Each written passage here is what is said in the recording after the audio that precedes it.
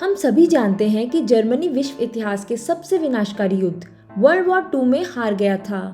लेकिन अब हम जर्मनी को कैसे जानते हैं? एक विकसित देश जो दुनिया को अत्याधुनिक मशीनरी और इलेक्ट्रॉनिक सामान प्रदान करता है, जहां सस्ती और क्वालिटी एजुकेशन है। तो ये कैसे संभव हो पाया? देश अपने भारी नुकसान से कैसे उभर पाया? आइए इस वीडियो में जर्मनी के विकास को समझने की कोशिश करते हैं। पहले नजर डालते हैं वर्ल्ड वॉर 2 में हुए नुकसान पर। युद्ध के दौरान जर्मनी को जीवन और इंडस्ट्रियल पावर दोनों में भारी नुकसान हुआ था। आइए कुछ नंबर्स देखें जो जर्मनी में हुए भारी नुकसान की कहानी बयां करते हैं। लगभग 7 मिलियन जर्मन मारे गए थे, आबादी का लगभग 8.5%। युद्ध के अंतिम चरण में भारी बमबारी से देश के शहर बुरी तरह क्षतिग्रस्त हो गए थे। कृषि उत्पादन युद्ध से पहले की तुलना में केवल 35% रह गया था। देश के आवास स्टॉक में 20% की कमी आई। इंडस्ट्रियल आउटपुट में 1/3 की गिरावट आई। 18 से 35 वर्ष की उम्र के बीच के कई पुरुष जो देश के पुनर्निर्माण के काम कर सकते थे, या तो मारे गए थे या अपंग हो गए थे। देश पर 4 राष्ट्रों का कब्जा था और जल्दी ही इसे हिस्सों में विभाजित कर दिया गया। पूर्वी आधा एक समाजवादी राष्ट्र बन गया जो सोवियत नीति से काफी प्रभावित था। पश्चिमी आधा लोकतंत्र बन गया और बीच में पड़ी बर्लिन जो राजधानी थी, जिसे 2 भागों में विभाजित किया गया था, जिसे अंततः बर्लिन वॉल के रूप में जाना जाने लगा। और इसलिए द्वितीय विश्व युद्ध के दौरान हुए विनाश के बाद जर्मनी का पुनर्निर्माण एक लंबी प्रक्रिया थी। अब आइए उन फैक्टर्स को देखें जिन्होंने राष्ट्र के पुनर्निर्माण में मदद करी। रीबर्थ। जर्मनी के आश्चर्यजनक पुनर्जन्म में शायद सबसे महत्वपूर्ण व्यक्ति वॉल्टर ऑयकन थे। लिटरेचर में नोबेल पुरस्कार विजेता के बेटे ऑयकन ने बॉन यूनिवर्सिटी में इकोनॉमिक्स की पढ़ाई करी। ऑयकन के विचार फ्री मार्केट कैपिटलिज्म के समर्थन में थे, जबकि सरकार की भागीदारी के लिए भी एक भूमिका थी। उदाहरण के लिए, कार्टेल या एकाधिकार को बनने से रोकने के लिए कड़े नियम बनाए जाएंगे। साथ ही एक बड़ी सामाजिक कल्याण प्रणाली भी हो जो संघर्ष कर रहे लोगों को सुरक्षा प्रदान करती है। German economic miracle.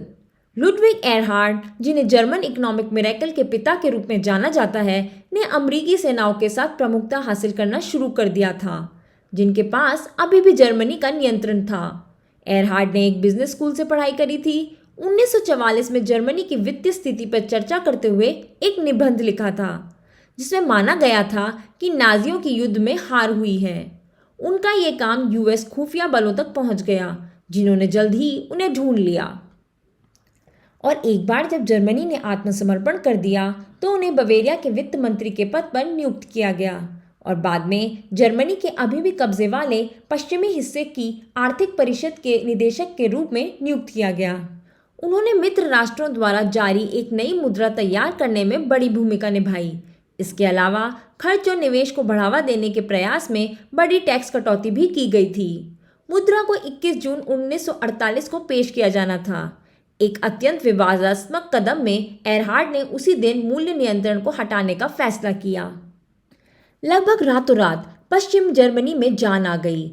जैसे ही लोगों ने महसूस किया कि नई मुद्रा का मूल्य है, दुकानें तुरंत सामानों से भर गईं। कालाबाजारी समाप्त हो गई। जैसे जैसे बाजार ने जोर पकड़ा और जैसे जैसे लोगों को एक बार फिर से काम करने के लिए प्रोत्साहन मिला, पश्चिम जर्मनी की प्रसिद्ध मेहनती भावना भी लौट आई। 1948 के मई में जर्मन एक सप्ताह में लगभग 9.5 घंटे काम कम कर रहे थे। वे अपना समय भोजन और अन्य आवश्यकताओं की तलाश में बिताते थे। लेकिन अक्टूबर में नई मुद्रा पेश किए जाने और मूल्य नियंत्रण हटाए जाने के कुछ ही हफ्तों बाद यह संख्या घटकर प्रति सप्ताह 4.2 घंटे रह गई। जून में देश का औद्योगिक उत्पादन 1936 के अपने स्तर का लगभग आधा था। वर्ष के अंत तक ये करीब 80% हो गया।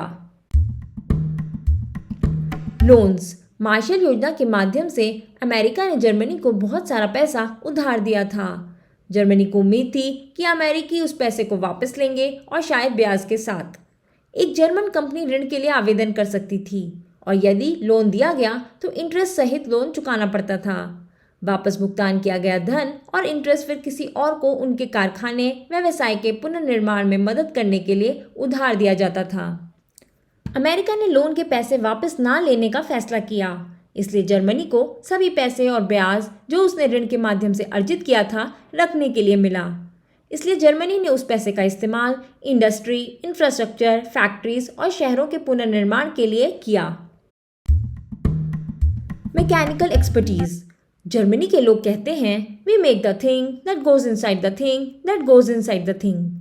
जर्मनी की सफलता का एक हिस्सा इसकी स्मॉल और मीडियम फर्म्स के कारण है जो बहुत ही अच्छी क्वालिटी के उपकरण बनाती हैं।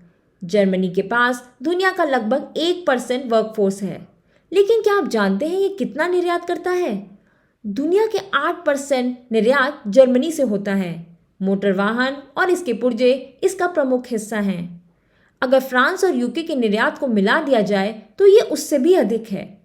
जब कोई प्रोडक्ट मेड इन जर्मनी देखते हैं तो आप क्या सोचते हैं? हमें कमेंट सेक्शन में ज़रूर बताएं।